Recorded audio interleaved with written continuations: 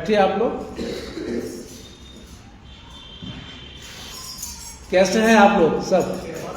परिवार के बड़ी धीमी आवाज आती है, पता नहीं क्या होता है। सब अच्छे हैं? सब खुश हैं? हालेलुया बोलिए। नहीं खुश नहीं है ही नहीं खुश। फिर से बोलिए। अभी भी नहीं है। 50%, 100% अभी फिर से बोलिए। ये है। अब वो शैतान ने घबरा गया होगा, बिल्कुल परेशान हो गया होगा। ये तो पादरी तो खुद बोल रहा है और लोग भी बोल रहे हैं। हमेशा खुश रहा करिए। देखिए, चिंता मत करिए। परेशानी आएंगी, बीमारी आएंगी, पैसे जेब में नहीं होंगे, ठीक है? बिल्कुल चिंता मत करिए, क्योंकि हम जीवते खुदा की आराधना करते हैं और हम उसकी औलाद हैं। आपने किसी ने खुदा से बोला था कि मुझे बना दो, दुनिया भेज दो? किसी ने बोला था खुदा से? यस है नो? आप में से ऐसे कितने लोग हैं जिन्होंने खुदा से बोला था, खुदा बाप मुझे दुनिया भेज दो बना के, मिट्टी का पुतला बना के? किसी ने बोला? बोले नहीं किसी ने? किसने भेजा? खुदा ने भेजा। जब खुदा ने भेजा है तो खुदा हमारी जरूरत को पर हमारा विश्वास, हमारा भरोसा, हमारा केंद्र सेंटर खुदा होना चाहिए। इसलिए हमेशा खुश रहें। आपको चिंता करने की, परेशान होने की जरूरत नहीं है। बीमारी आएगी, आप खुश रहिए। आप जानते हैं, एक पादी साहब हमारे दोस्त बहुत अच्छे हैं, वो उनके घर में उनकी माँ बड़ी बीमार थी। ये देख लीजिए कि आईसीयू में जाने का उनका वो हो गया था और वो हालेलुया बोल रहे थे घर में खड़े होकर के। माइक ले लिया तुरंत अपना और माइक से बहुत जोर से बोल रहे थे। पड़ोस के लोगों ने बोला भी भाई आपकी मम्मी इतनी बीमार है और आप कह रहे तो क्या हुआ बीमार है? तो मैं हालेलुया बोलना बंद कर दूँ? खुदा में हमेशा खुश रहो, हमेशा खुश रहिए। और फिर आप देखिए, आपके जीवन में या आपके खानदान में अगर कोई परेशानी आएगी ना, आपको मालूम नहीं पड़ेगी, एहसास नहीं होगा आपको, क्योंकि आप खुश हैं। आप खुश हैं, हमेशा खुश रहिए। और मैं इसलिए आपके हालचाल पूछते हूँ हर हफ्ते, है ना, कि कैसे आप? चलिए, खुदा बहुत बरकत दे और अच्छी बात है, हमेशा खुश रहना चाहिए। आज का टॉपिक है रोजे का महत्व, फास्टिंग की वैल्यू, उपवास का महत्व, क्या इसका महत्व है। और इसका मुख्य पद आपको मिलेगा योएल नबी की किताब, उसका 2 बाब, पद 13। जरा पढ़िए, योएल 2:13, जिसको मिल जाता है।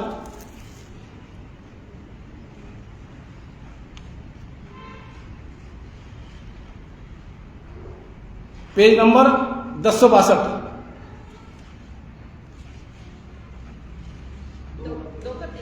2:13 जी। अपने कपड़े नहीं, अपने मन ही को फाड़कर अपने परमेश्वर यहोवा की ओर फिरो, क्योंकि वे अनुग्रहकारी, दयालु, विलंब से क्रोध करने वाला, करुणा निधान और दुख देकर पछताने हारा था। दूसरी बैठी है। आइए दुआ मांगे।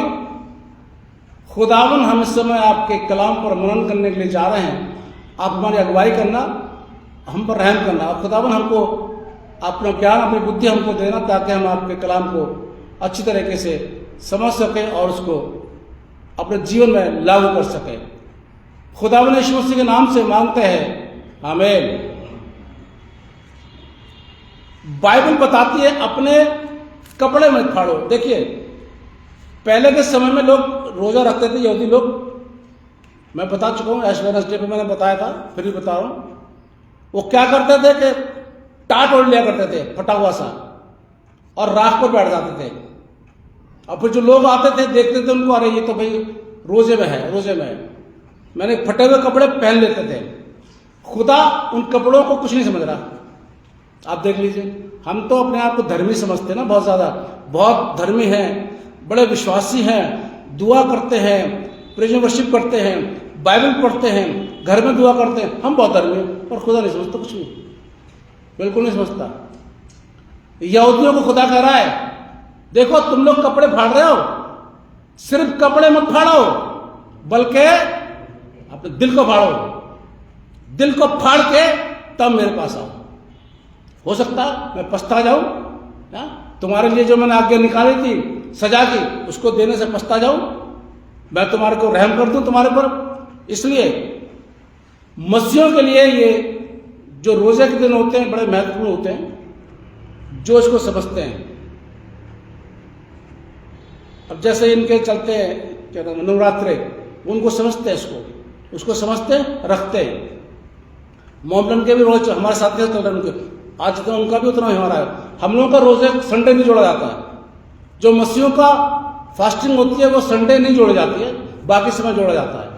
तो अब किसी बराबर से चले, लेकिन उनको संडे भी होता है। बाकी उनका नियम अलग है, वो सुबह अपने खा लेते हैं, फिर शाम को खाते हैं।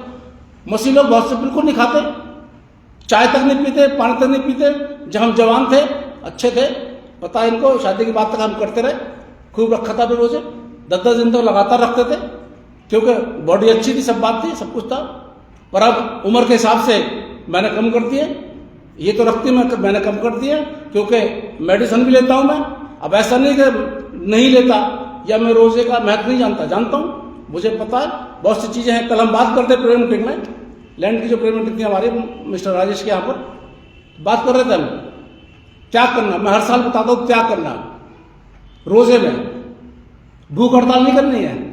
भूख हड़ताल करके बैठ गए, खुदा मेरे बेटे के लिए लड़की दे दे, खुदा मैंने रोजा रखा है, खुदा नौकरी दे दे, खुदा मकान दे दे। ये भूख हड़ताल करके लोग सरकार से मांगते हैं।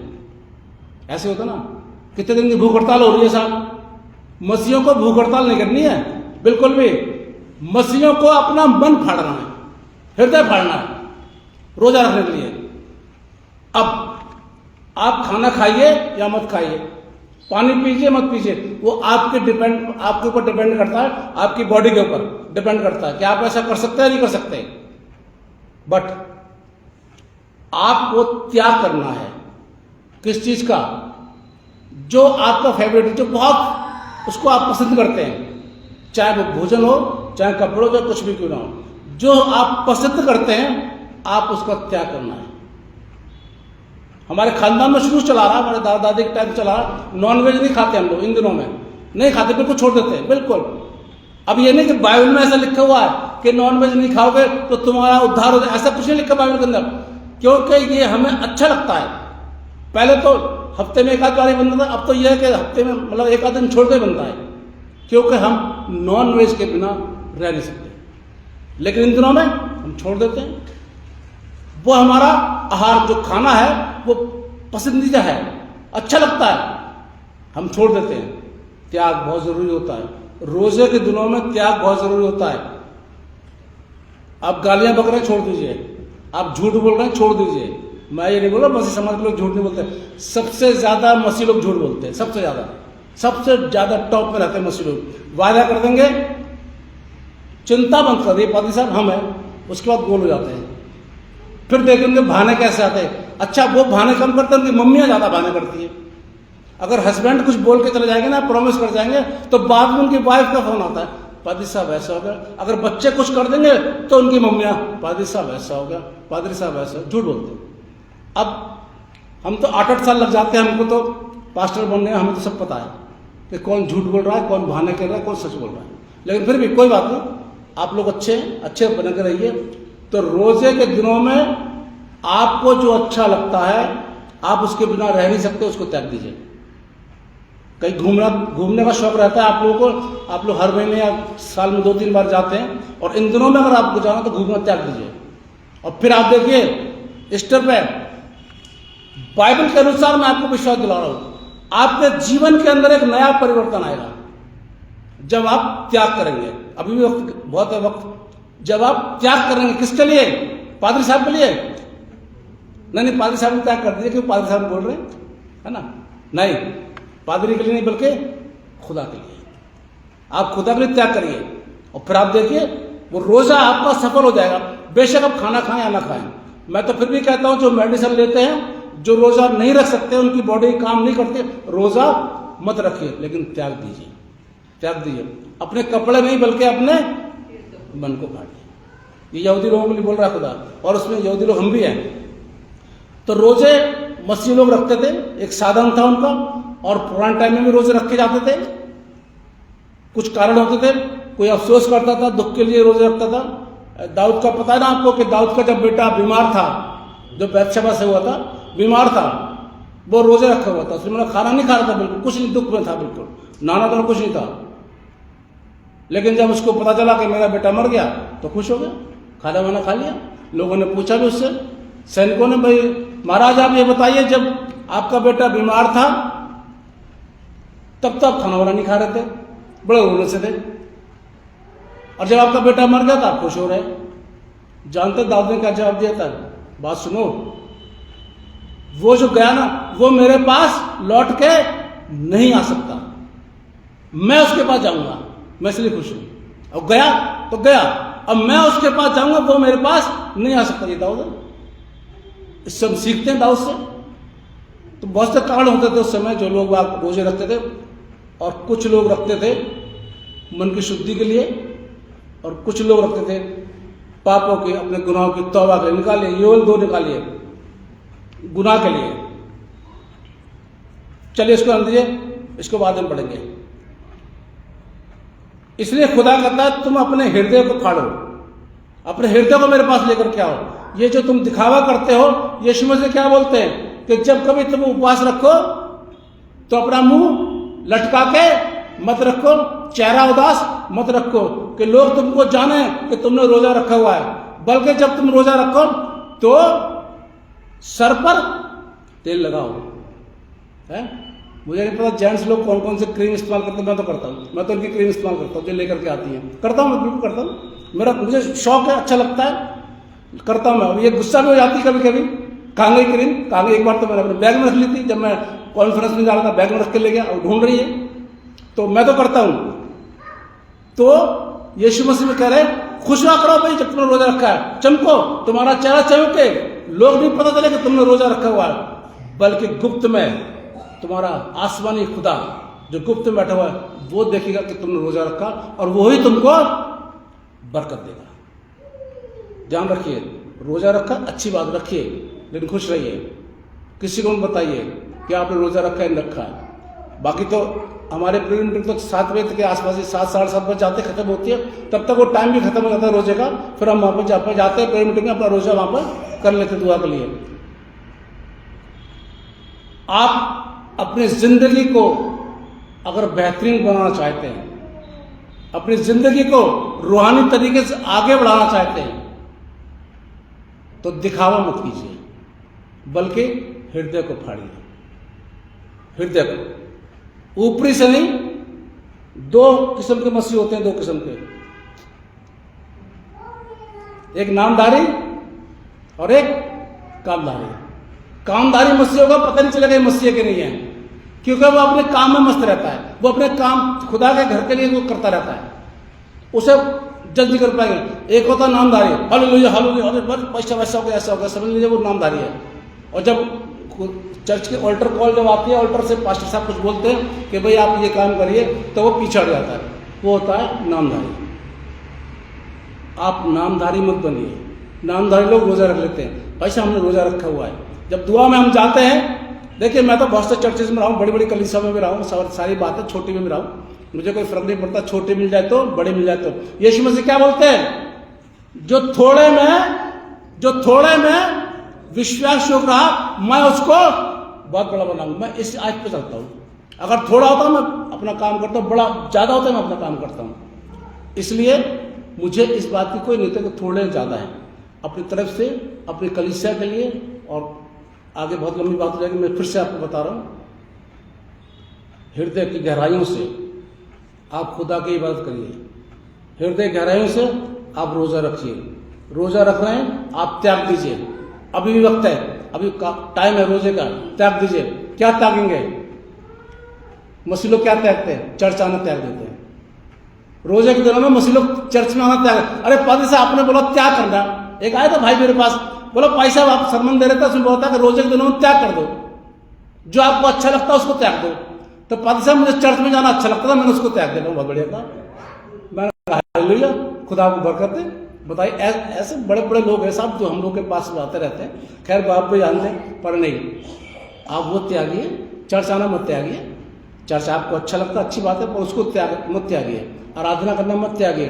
जो दुनियावी बातें हैं, जो दुनियावी बातें उसको त्याग दीजिए, जो रूहानी बातें उसको मत त्यागिए। तो रोजे हम लोग तरीके से रखते हैं। यीशु मसीह ने रोजे के बारे में बोला था, मैं ऐश वेडनेसडे को समझा रहा था आप लोग को। कुछ चेले आए इसके पास और बात करते निकालेंगे। मरकुस 2 निकाले जरा आप लोग, मरकुस 2 निकालिए, मरकुस 2 और 18 पद में आ जाइए।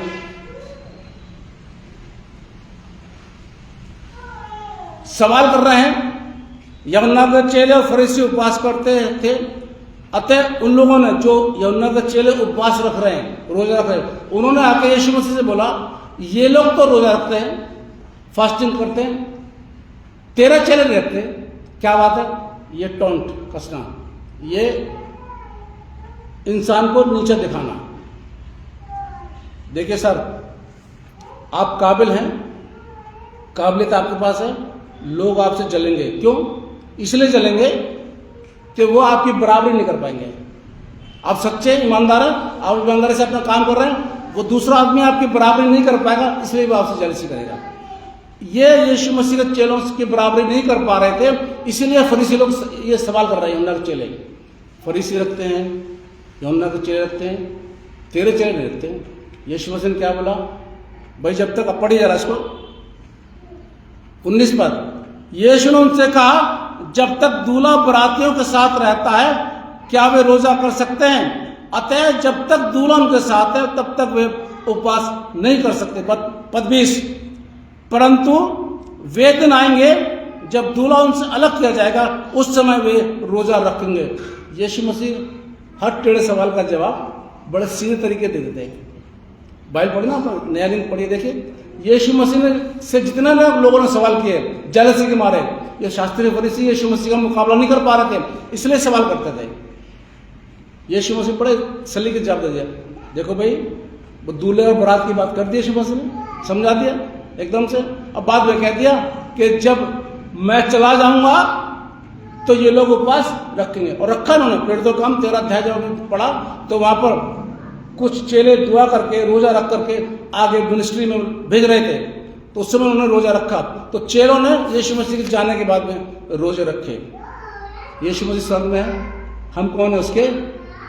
जोर से बोलिएगा, हम कौन है उसके? फिर सवाल कर लूंगा दूसरा, मैं सोच समझ के बोलना, फिर सवाल करूंगा उसके बाद का। हम कौन है? चलिए कोई बात, सवाल नहीं करूंगा, मैं तो वैसे ही बोल रहा था आपसे, ठीक है। हम वाकई में चेले हैं, यीशु मसीह में विश्वास करते हैं, अपने पापों से हमने तौबा करी, यीशु मसीह ने हमें उद्धारकर्ता माना, हमने यीशु मसीह को उद्धारकर्ता माना, हम उसके चेले हैं।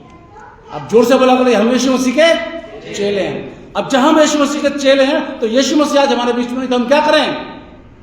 रोजा रखें, रोजा रखें। ये बाइबल बता रही है, मैं नहीं बता रहा हूं। उस समय लोग टोंट कर रहे, अरे तेरे चेले ऐसा काम नहीं करते। वो कहते ना, वो मरकुस 7 में, अरे तेरे तूने तो हाथ नहीं धोए और खाना खा लिया, तेरे चेले हाथ नहीं धोते खाना खा लेते, अशुद्ध हो गए।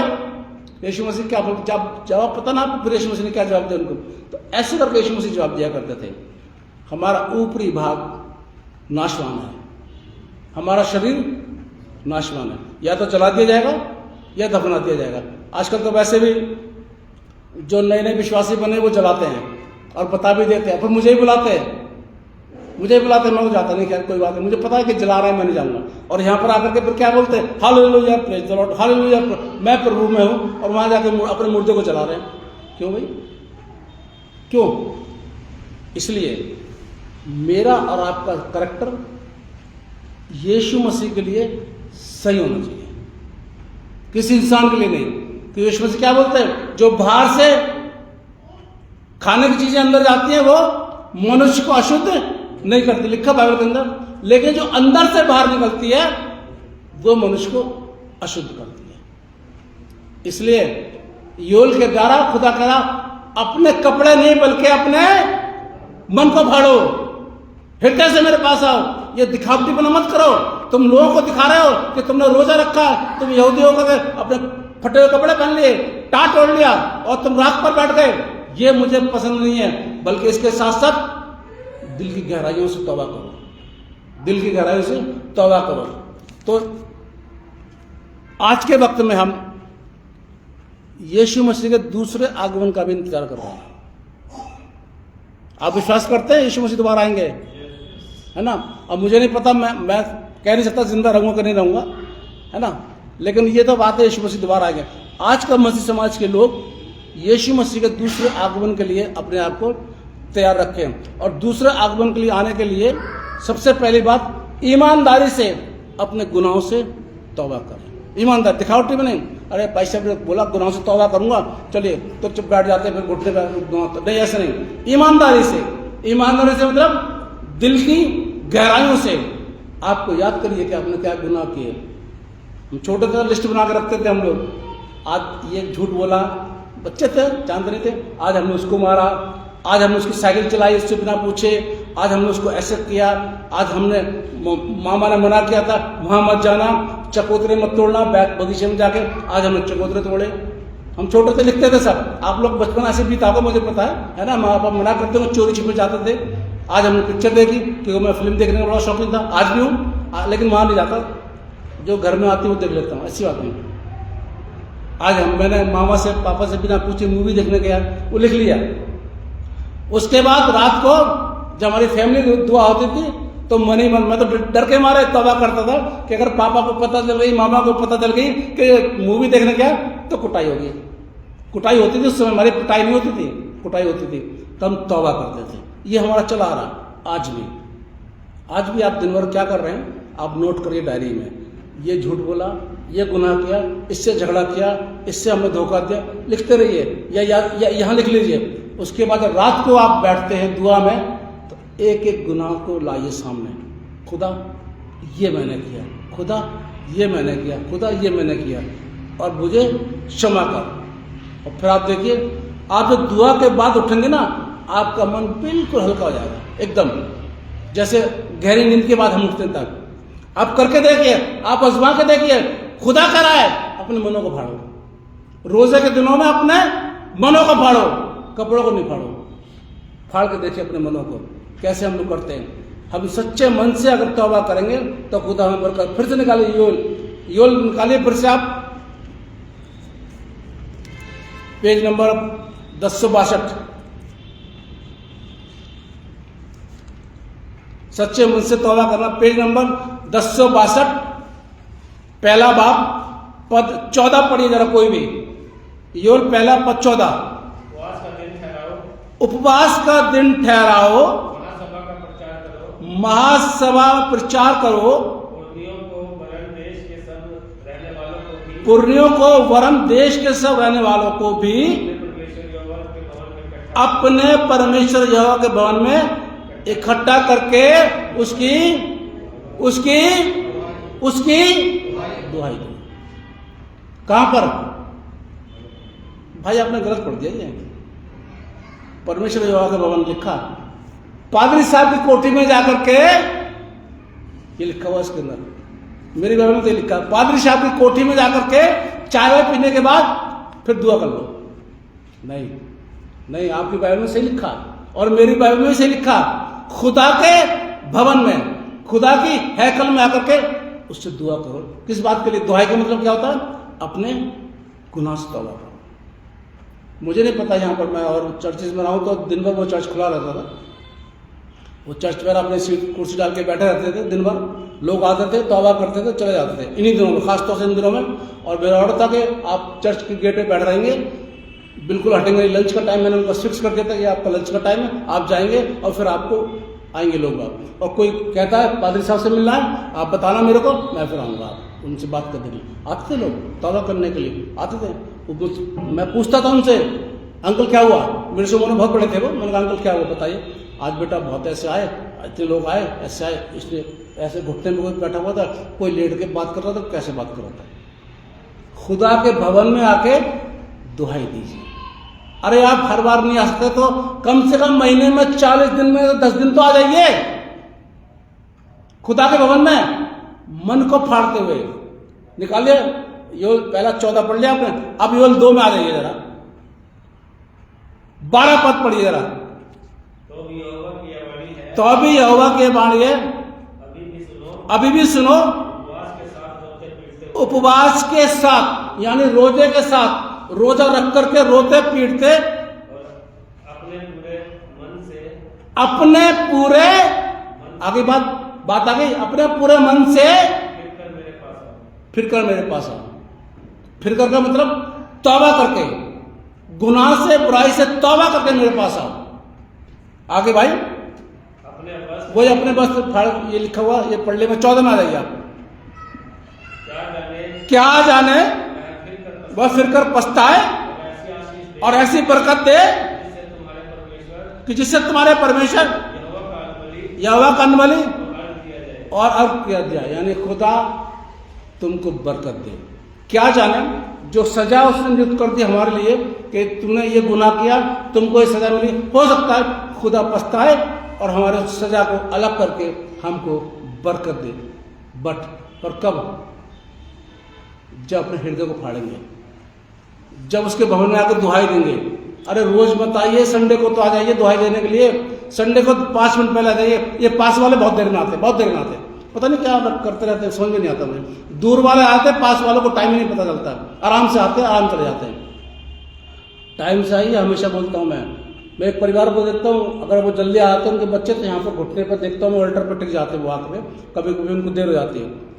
आइए दुहाई दीजिए, खुदा क्षमा कर, खुदा रहम कर, खुदा अपना अनुग्रह मुझ पर रख। हम क्या मांगते हैं? खुदा बाइक दे दे, खुदा मकान दे दे, खुदा दुकान दे दे, खुदा वीजा लगवा दे, खुदा ऐसा कर दे। ये हमारी मांग है। आप क्या समझते हैं? खुदा हमारा जानता नहीं क्या? खुदा नहीं जानता कि मुझको वीजा चाहिए जाने के लिए? खुदा जानता नहीं कि मुझे रोटी चाहिए खाने के लिए? खुदा जानता नहीं कि मुझे कपड़े चाहिए पहनने के लिए? सब जानता है खुदा। खुदा जानता नहीं है कि ये पैदल जाता है, इसको बाइक चाहिए? सब जानता है खुदा। हमारे मांगने का तरीका अलग हो जाता है। ऊपर से खुदा कहता है ये तो मैं देने वाला था, यही मुझसे मांग रहा है। हमारी मांग क्या होनी चाहिए? खुदा मुझ गुनहगार पर रहम कर। बाइबल में से लोग है ना, यही दुआ करते हैं, खुदा मुझ गुनहगार पर रहम कर, अपने फजल का हाथ मुझ पर रख, अपनी बरकत का हाथ मुझ पर रख। आप देखिए आपको सब मिल जाएगा, आपको सब कुछ मिल जाएगा जो आपको जरूरत है। इच्छा नहीं, इच्छा की बात नहीं कर रहा हूँ, आप हवाई जहाज मांगे तो मैं वो बात नहीं कर रहा हूँ मैं। जो जरूरत है आपकी, आपको खुदा देगा। कब? जब अपने हृदय को फाड़ करके हम खुदा के नजदीक आ जाए। और क्या जाने खुदा पछता करके हमको बरकत दे। रोजे के दिनों में सवाल बहुत करते हैं। उस समय यहूदी लोग बड़ा सवाल कर रहे थे इससे, खुदा से। निकाले जकरिया, जो भी पढ़ा गया था, जकरिया 7 निकाले जरा, उसका पद पेज नंबर 1100, पेज नंबर 1100, जकरिया 7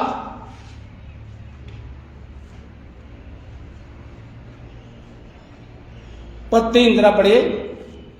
और सेनाओं के यहोवा के भवन के याजकों से और भविष्यद्वक्ताओं से ये भी पूछे, क्या हमें उपवास करके रोना चाहिए? हाँ। जैसे कि कितने वर्षों से हम कर रहे हैं।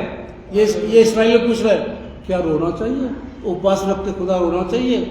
क्या रोते पीटते आना चाहिए? क्या हमको भूखे ये करना चाहिए? ये खुदा से पूछ रहे हैं। अरे भाई खुदा से क्यों पूछ रहे हैं? खुदा का जवाब पद 5 जी। सब साधारण लोगों से और सब साधारण लोगों से और पादरियों से कह कि जब तुम इन 70 वर्षों के बीच, कि जब तुम इन 70 वर्षों के बीच 5वें और 7वें महीने में 5वें और 7वें महीने में उपवास और विलाप करते थे, तब क्या तुम सचमुच मेरे लिए ही उपवास करते? तब तुम क्या सचमुच मेरे लिए करते थे? खुदा ने क्या जवाब दिया? ये तुम मुझसे पूछ रहे हो कि हम रोते पीटते आए उपवास के दिनों में, तो क्या तुम मेरे लिए कर रहे हो? यह सवाल आज के मसीह समाज के ऊपर भी लागू होता है, बिल्कुल 101% लागू होता है कि अगर हम रोजा रख रहे हैं सही में उसके ऊपरी मन से, तो क्या तुम मेरे लिए कर रहे हो? 99% मसीह समाज के लोग रोजा अपने मतलब के लिए रखते हैं, अपनी दुनियावी चीजों को मांगने के लिए। 1% लोग होंगे जो वाकई में खुदा के लिए रोजा रखते हैं। ये इस्राएली लोग खुदा के लिए रोजा नहीं रख रहे थे, ये अपने रखते थे। इसलिए खुदा ने लोग, क्या सचमुच में, वाह क्या सचमुच में तुम मेरे लिए रो रहे हो? अरे तुम अपने रोते हो भाई, ऐसा नहीं होना चाहिए। खुदा का जवाब मुझे और आपको हर बार मिल जाता है। कोई भी सवाल करें खुदा हमको जवाब देगा। अपने आप को जांचें, अपने आप को यूं नहीं करें, ऐसे नहीं करें, ऐसे बिल्कुल नहीं करें। ये कितनी एक दगारे 3 दगारें हमारे पास आ रही हैं। ध्यान रखिएगा, यूं करने से पहले ना ये सोच लीजिए कि 3 हमारे पास आ रही और ये क्या क्या है। अपने को देख ले, पहले अपने को देख ले, फिर दूसरे करना। अपने को जांचें, आप सही हैं या नहीं सही हैं। आप अपने मन को फाड़ रहे हैं या अपने वस्त्र को फाड़ रहे हैं। उसके बाद अपने आप को पाक करें, पवित्र करें, बिल्कुल संपूर्ण तरीके से अपने आप को पवित्र करना। आप दूसरे को पवित्र कर रहे हैं। आप भाई हमारा काम है, हम तो पास्टर हैं, हमें सुसमाचार का प्रचार करना है, लेकिन ये नहीं कि जो मैं प्रचार आपके लिए कर रहा हूँ वो लागू, सबसे पहले लागू मेरे ऊपर होता है, फिर मेरे परिवार के ऊपर होता है, तब आपके ऊपर होता है। जो प्रचार मैं कर रहा हूं वो मैं अपने पर लागू करता हूं, तब यहां पर बोलता हूं जोश में आकर के, बिल्कुल भरोसे से वो आप करिए। अपने को पाक करिए, दिन प्रतिदिन अपने आप को खुदा के योग्य बनाइए। 3 बातें, जांचिए, पाक करिए और अपने आप को खुदा के योग्य बनाइए। इसलिए जिसे कान है वो सुन ले कि मसीह समाज के लोगों से खुदा कलाम क्या खोलता है। अपने वस्त्र नहीं बल्कि अपने मनों को फाड़कर यहोवा के पास आओ, क्या जाने पछता करके वो तुमको बरकत दे। दुआ मांगे। खुदावन आपका शुक्रिया अदा करते हैं आज के इस वक्त के लिए आपने हमको दिया, आपके कलाम के लिए भी। हमने बहुत ही हम चाहते बड़े, लेकिन इसमें हमारी मर्जी नहीं बल्कि आपकी मर्जी पूरी हो। खुदावन यीशु मसीह के नाम से मांगते हैं, आमीन।